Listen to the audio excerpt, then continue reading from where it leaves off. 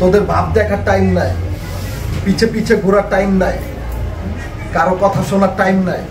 সুন্দরী পিছে ঘুরে কথা বলে নরম সুরে, আমি বলি জায়গা দূরে থাকতে চাই ফুরফুরে।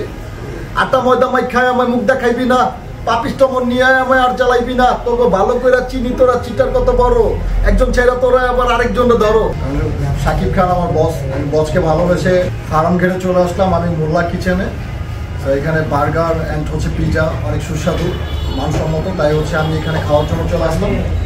তো আজকে ফার্স্ট টাইম এটা হচ্ছে আজকে ওপেনিং হয়েছে এটা, যার কারণে আমরা 1 টাকা করে কিনে খেয়েছি। 1 টাকা একটা বার্গার হচ্ছে 1 টাকা, 120 টাকার বার্গারটা হচ্ছে 1 টাকা দিয়ে কিনে খেয়েছি। খুব ভালো লেগেছে আমার কাছে এবং অনেক মানসম্মত ছিল, রুচিবোধ ছিল। ভাই এখানে কিন্তু অনেক স্কুল কলেজ মাদ্রাসা আছে, অনেক স্টুডেন্টরা আছে, এখানে খাওয়ার জন্য ভিড় জমিয়েছিল। আসলে যারা আপনাকে সবসময় দেখে তাদেরকে কি এখানে আসার ব্যাপারে কিছু বলবেন কিনা? তাদের উদ্দেশ্যে বলবো যে আপনারা খেয়ে ট্রাই করবে, দেখতে পারেন।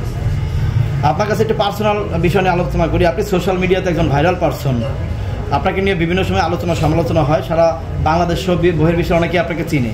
আসলে এই যে বিয়ের ব্যাপারটা, আপনি সবসময় বিভিন্ন মানুষ বিভিন্ন জায়গা থেকে আপনাকে বিয়ের অফার করে, হঠাৎ করে মেয়েরা আপনার বাসায় চলে আসে, এই ব্যাপারটা আসলে কেন?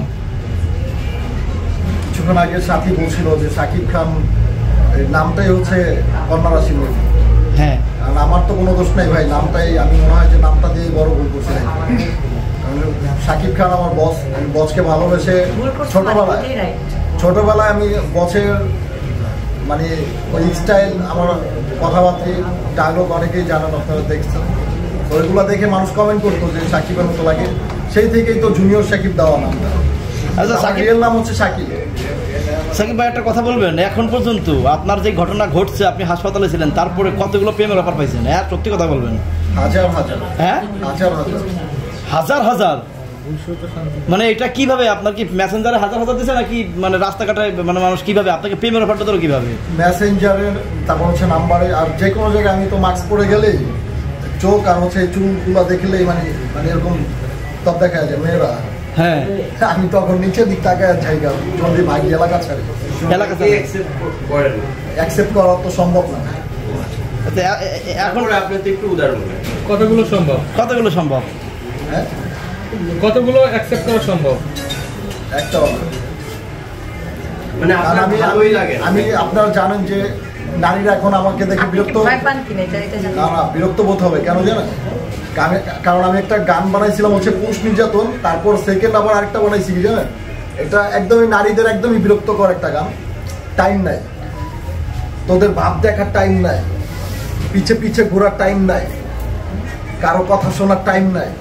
সুন্দরী পিছে ঘুরে কথা বলে নরম সুরে, আমি বলি জায়গা দূরে থাকতে চাই ফুরফুরে। আটা ময়দা মাই খায় আমায় মুখ দেখাইবি না, পাপিষ্ট মন নিয়ে আমায় আর জ্বালাইবি না। তোকে ভালো করে চিনি, তোরা চিটার কত বড়, একজন ছেড়া তোরা আবার আরেকজন ধরো। মেকআপ মেরা জোয়ান সাজো, আসলে তুই খালা। ফুরফুরা জীবনে আমি লইবো না আর জ্বালায়, আমার কাছে আইবি না রে তোরা মর দূরে গিয়া, এই জীবনে আমি তো আর করুম না রে বিয়া। তাই নাকি? তো এই রীতিমতো তো আপনি বিয়ে করে ফেলেছেন নাকি আঙ্গুর ফল টক? এত বড় একটা দুর্ঘটনা। হ্যাঁ, আঙ্গুর ফল টক। না না, এত বিপদের পরও আপনি কিন্তু আপনি যে জায়গা থেকে না আমি ভাইয়াকে উত্তর দিচ্ছি, তুমি আমাকে মানে আমাকে দেখা দেখে বলছি, এর জন্য বললাম। আমাদের জার্নালিস্ট ভাই হচ্ছে আমাকে কোশ্চেন করছে যে আমি মেয়েরা আমার পিছনে ঘুরে কিনা, এটার জন্য আমি এই গানটা লিখছি ভাই। আচ্ছা, অতিষ্ঠ হয়ে এখন এই মুহূর্তে কদিন আগে দেখলাম আপনি আপনার জন্য এক মেয়ে পাগল হয়ে চলে আসলো, আবার চলে গেছে। এখন ভবিষ্যতে কি বিয়ে শাদী করবেন আপনি? বিয়ে করলে ভাই জানবেন। হ্যাঁ, কারণ মন ভেঙে গেছে তো, মনটা জোড়া লাগতে একটু টাইম লাগে। কারণ কারো ভালো কেউ দেখতে চায় না এই সমাজে। কিছু টোকাই মার্কা লোকজন আছে, তারা হচ্ছে হাদিস শোনায় মানুষকে। তারা তো জানে, তারা জানে না ভাই একটা মানুষের সংসার ভাঙা কতটা গুনাহের কাজ, একটা সংসার ভাঙা কতটা গুনাহের কাজ, এটা তো জানেন। হ্যাঁ।